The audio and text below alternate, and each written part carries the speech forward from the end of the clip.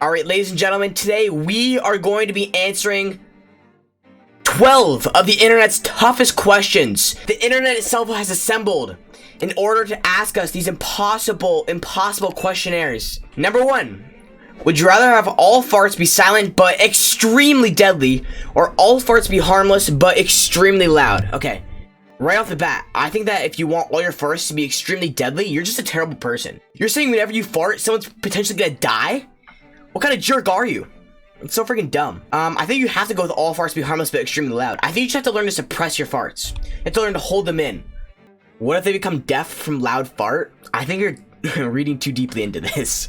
I think by extremely loud, they probably mean like more than like sonic like waves. So also take the moment to imagine a world where people will just walk around letting off colossal farts. I think people can hold in their farts more than this wants to give them credit for. Would you rather drink orange juice expecting it to be milk, or drink milk expecting it to be orange juice? I have a story about this, but unfortunately, I've not lived long enough for it to be my story. When my dad was a kid, he was handed an ice cream cone with by his friend's mom, and on the ice cream cone was orange Jello. But somehow in his mind, he got it mixed up with orange ice cream, like orange sherbet. And he took a big bite of it, thinking it was orange sherbet, and it tasted Jello. And he said he threw up violently, like for several minutes. And to this day, he tells me that's why he hates Jello. He cannot eat Jello because of that one experience when he was like 8. I think I'd rather drink milk expecting it to be orange juice, because orange juice is like much more of an overwhelming taste than milk. Why are all these about farts and milk? Okay, we're on the second question. Give it like a little bit of time. Would you rather have legs as long as your fingers, or fingers as long as your legs? Both are fully functional? This sucks. I think that if you say that you'd rather have your legs be as long as your fingers, then you're literally just like dooming yourself to a life of not being able to do anything. You can't drive because you can't reach the gas. You can't bike because you can't reach the pedals. You can't walk more than like 0.3 miles per hour because your stride is like this. So I think I'd probably rather have fingers that are as long as legs. Would you rather sweat mayonnaise or sweat ketchup? I think probably mayonnaise because it doesn't smell as bad, and even though it's like will stand out a little bit, it doesn't blend into your skin tone as much. So it's like it's not as obvious. Whereas this, it looks like you're sweating blood, and then you get driven to the ER very, very quickly. When Jesus was getting ready to get crucified, he sweat blood, and like having people think that I'm on the same level as Jesus when it comes to pain, it's kind of cringe. Would you rather know when you will die or how you will die? This sucks. Both of these will just condemn you to a life of constant paranoia. So I think I'd rather know how I'm gonna die though, because when would just suck so bad. What do you mean easy when? What possible reason could you have for doing when? I'm gonna call you right now. I'm actually gonna call you. Hello? Hello, you're an idiot. Explain how. Why would you rather know when you're gonna die than you're living your whole life in fear?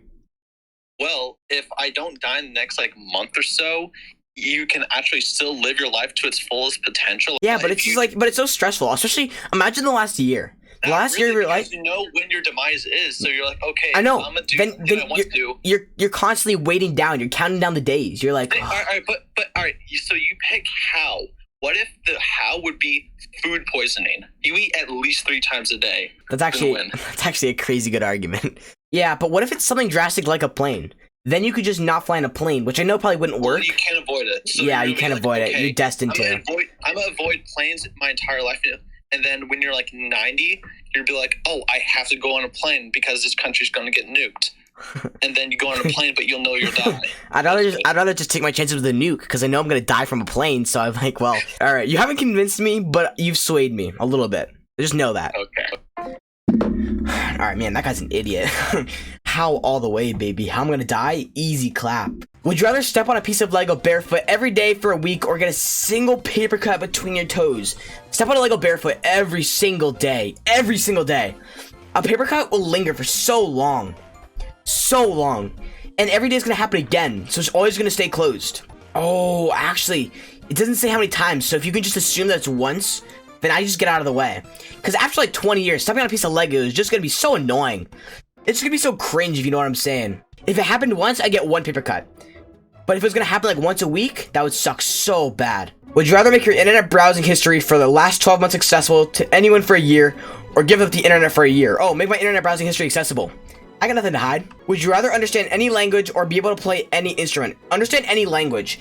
being able to play any instrument is so it's semi-useless. It's like, there's so few circumstances where you're actually gonna use that. Would you rather always be a little bit too hot or a little bit too cold? If it's always, this is implying that it can't change. Like, you're always gonna be a little too hot or a little too cold. I think being a little too hot is probably more useful, because you could take advantage of this to such extent. You could literally have your own TV show where you go to Antarctica and live there in shorts and a t-shirt, but you're always a little bit too hot. Would you rather fight 100 duck-sized Jeds or one horse-sized Jed? One horse-sized Jed would be like crazy.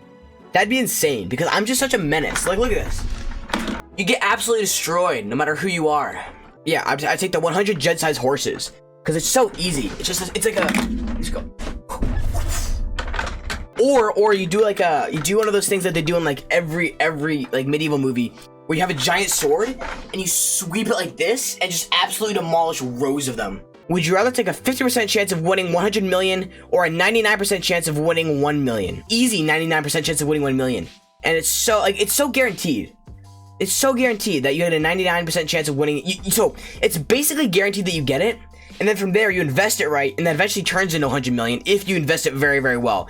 Whereas this is just like, you'd have such regret. I know it's only a 50% chance, but imagine you lost it. Your whole life, you'd be like, could be in Miami right now, but I gotta go into work at McDonald's. Jedwerd gonna be the 1% and cry?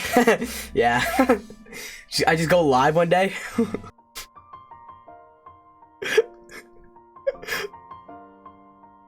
Chat. You won't believe it. It was so guaranteed. It was so easy. And I'm the 1%. Would you rather never be able to lie or never be able to tell the truth? Never be able to lie. Easily. Because never being able to tell the truth would just suck so bad. If you can never tell a lie, you'd overall have a much, much happier life and much better relationships with everyone around you. If you can never tell the truth, then the people around you are always knowing that you're lying and they can never trust what you're saying. Because even though you could theoretically be like, okay, we'll just assume the opposite of what they're saying, there's no guarantee that that'd be right. There's no guarantee that it's like a 50-50. Like, if it's not this, it's this. It could be like, hey, which way am I turning? Am I going right, left, or forward? And you said right, it could be left or forward. So I think that's the problem with saying never being able to tell the truth. And that's it. 12 of the internet's hardest questions. I nailed them all. Absolutely. Subscribe if you enjoyed, boys, and watch us live over at Twitch. Stream every Thursday and Friday evenings at Eastern time, like 8 or 9, about give or take a little bit. So I'll see you there.